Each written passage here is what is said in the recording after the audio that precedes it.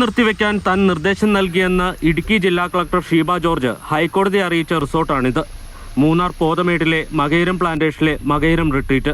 ഇന്ന് രാവിലെയും ഈ റിസോർട്ട് ഇവിടെ സുഗമമായി പ്രവർത്തിക്കുന്നു.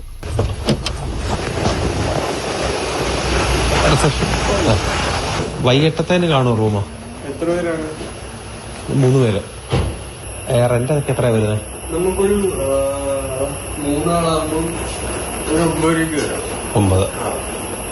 വൈകിട്ടത്തേനുണ്ടോ? വൈകിട്ടത്തേക്ക് ഉണ്ടാവും.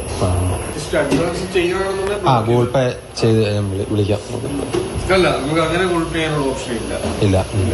ഞങ്ങളിവിടെ ടൗണിലുണ്ട്. 9 രൂപ അല്ലേ റെന്റ് വരുന്നത്. ഈ റിസോർട്ടിന് നിർമ്മാണാനുമതി നൽകിയ ജില്ലാ കളക്ടറുടെ നടപടിയെക്കുറിച്ച് അന്വേഷിക്കാൻ ഹൈക്കോടതി ഇന്നലെ നിർദ്ദേശിച്ചിരുന്നു.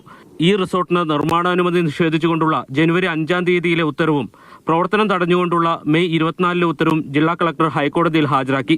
ഇതിനെ തുടർന്ന് ഹൈക്കോടതി അന്വേഷണം പിൻവലിച്ചു. എന്നാൽ ഈ നടപടികളെല്ലാം കടലാസിൽ മാത്രമാണുള്ളത്.